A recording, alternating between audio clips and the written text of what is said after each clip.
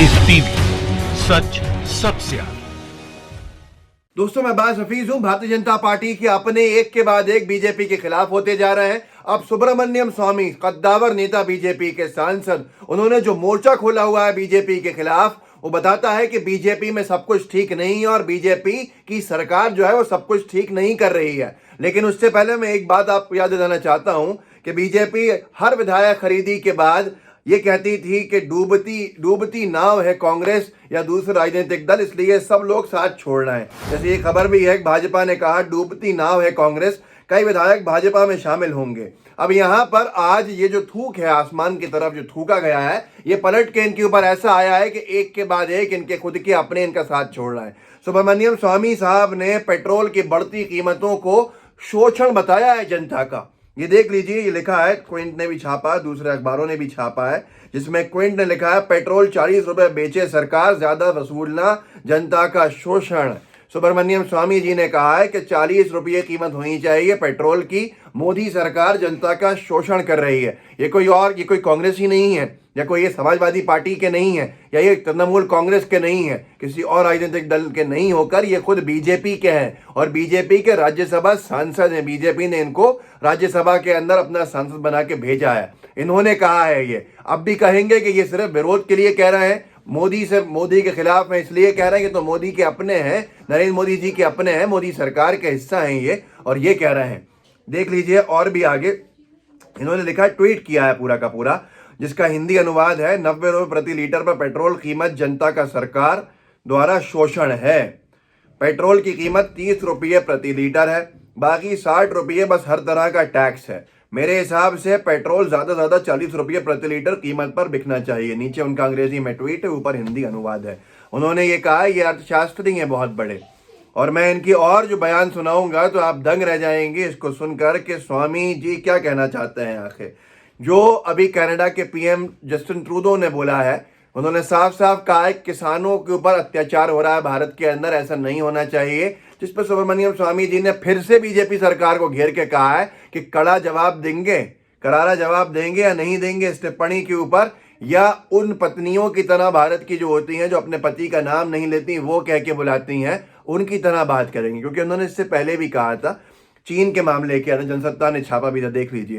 राजनाथ सिंह के चीन का जिक्र ना करने पर बोले स्वामी, मैं ऐसी पत्नियों को जानता हूं जो पतियों का नाम नहीं लेती हैं। क्योंकि राजनाथ सिंह जी हों, मोदी साहब हों, जयशंकर साहब हों, किसी ने भी अभी तक चीन का नाम लेके निंदा नहीं की है। इसीलिए इन्होंने कहा था कि ये वो वाली बातें कर रहे हैं कि ये भारतीय संस्कार से जो भरी हुई महिलाएं होती हैं, जो जिनमें संस्कार, जो भारत की संस्कृति है उसका हिस्सा होते हैं, सभी कुछ हर तरह से बोल सकते हैं, लेकिन जो भारतीय संस्कार है, तो क्या वैसे उन पत्नियों की तरह बोल रहे हैं चाइना की जगह पे वो सुनिए, इस तरह से बातें होंगी। ये सुब्रमण्यम स्वामी ने कहा है, मैं नहीं कह रहा।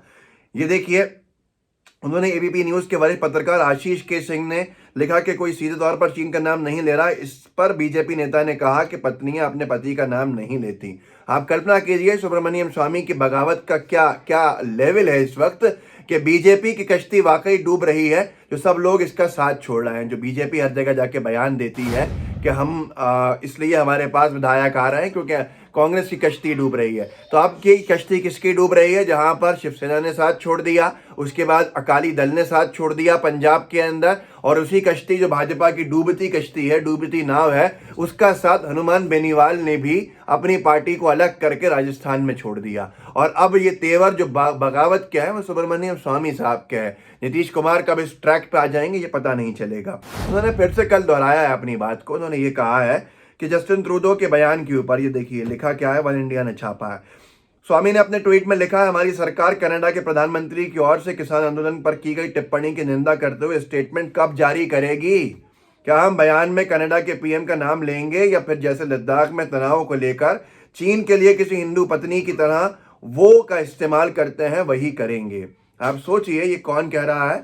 ये खुद सुब्रमण्यम स्वामी कह रहे हैं। आज भी जिन लोगों को लगता है कि बीजेपी बहुत ताकतवर पार्टी है, एकजुटता उसके अंदर भरी हुई है, लेकिन जब वो दूसरों के घरों को तोड़ रहे थे तो ये भूल गए थे कि उनका घर भी कांच का है। और अब ये बगावती तेवर एक के बाद एक बीजेपी को अंदर से पूरी तरह से खोखला कर रहे हैं। लेकिन गोदी मीडिया जो है वो लोगों को समझा रही है कि नहीं, बीजेपी बड़ी अच्छी पार्टी है, बड़ी मजबूत पार्टी है। ये मजबूती एक एक करके जिनके घटक दल, जिनके खुद के सांसद इनके खिलाफ बयान देने में मजबूर हो चुके हैं।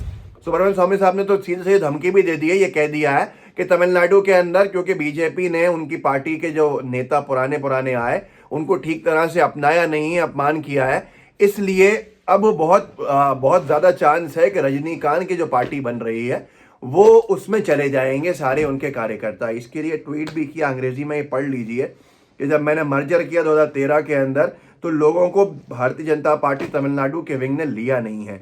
अब बहुत बड़ा खतरा है कि वो सारे के सारे जो हैं वो रजनीकांत पार्टी में चले जाएंगे। तो आप सोच सकते हैं कि ये बगावती तेवर किसके हैं। सुब्रमण्यम स्वामी साहब ने सीधे मोर्चा खोला हुआ है। उनका कहना यह है, अभी तक तो आप गोदी मीडिया कहती थी ये भाई कांग्रेस के नेता हैं, ये समाजवादी पार्टी के नेता हैं, ये तृणमूल कांग्रेस के हैं, इसलिए मोदी जी के खिलाफ बोल रहे हैं। आप बात सुनिए। और आपको लगता था बहुत से लोगों को हाँ सही बात है, विपक्ष का काम है विरोध करना, पर अब ये बीजेपी के अंदर खानों से आवाज है। बीजेपी के अपने नेता हैं जो बोल रहे हैं, इसके ऊपर भाजपा कुछ नहीं कहेगी। इस पर कोई सवाल गोदी मीडिया भी नहीं पूछेगा कि बीजेपी में सब कुछ ठीक क्यों नहीं है। बात सिर्फ इतनी सी है कि हर एक नेता को जनता की तरफ जवाबदेही होती है, उसको जवाब देना होता है और जवाब देने में असफल है, असक्षम है इस वक्त। क्यों? क्योंकि बीजेपी की सरकार हर नीति जो ला रही है उससे जनता का भला होना नहीं है।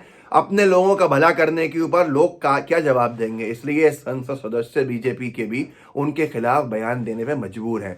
सुब्रमण्यम स्वामी के बयान को लेकर जाइएगा अनभक्तों तक और कहिएगा कि ये स्वामी जी आपके खुद के बीजेपी के कद्दावर नेता और सांसद कह रहे हैं कि पेट्रोल जो है मोदी सरकार को 30 रुपये का पड़ रहा है, तो हद से हद 40 रुपये में जनता को बेचना चाहिए, ना कि 90 रुपये में। अगर इतने महंगा पेट्रोल बेच रहे हैं तो सीधे सीधे बीजेपी की केंद्र में बैठी सरकार शोषण कर रही है। यह बयान बीजेपी के अपने सांसद सुब्रमण्यम स्वामी का है। लोगों को जागरूक कीजिए, लोगों को बताइए कि क्या हालत हो गई है कि आज बीजेपी वाले तक बीजेपी की सरकार के खिलाफ बोलने को मजबूर हो गए कि साहब शोषण की इंतहा तो कम कर दीजिए, ये तो हद हो गई है। उसके बाद भी कुछ को समझ में नहीं आ रही, तो मुझे लगता है कि उनको खुद के ऊपर 200 रुपये पेट्रोल लगा देना चाहिए। जो अनभक्त है वो 200 का पेट्रोल खरीदे और जो बाकी अनभक्त नहीं है उनको 40 रुपये का पेट्रोल दिया जाए।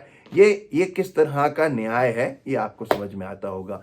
लाइव टीवी का अगर आपने अभी तक सब्सक्राइब नहीं किया है तो कर लीजिए, नीचे आपको ऑप्शन दिखेगा सब्सक्राइब का चैनल का। उसके साथ साथ अगर सब्सक्राइब कर लिया है तो बेल आइकन ज़रूर दबाइएगा। बेल आइकन इसलिए दबाते हैं ताकि आपको हर वीडियो का नोटिफिकेशन मिलता रहे और हम सब एक दूसरे के साथ आवाज़ को उठाएंगे तो मजबूती से लोकतंत्र की रक्षा कर सकेंगे। बहुत से साथी इस वक्त फेसबुक पे देख रहे होंगे ये वीडियो, तो फेसबुक पे भी साझा कीजिएगा, फेसबुक पे अपने साथियों के साथ को टैग कीजिएगा, फेसबुक के पेज को भी लाइक कीजिए और फॉलो कीजिए। जुड़े रहिए। जय हिंद, जय भारत।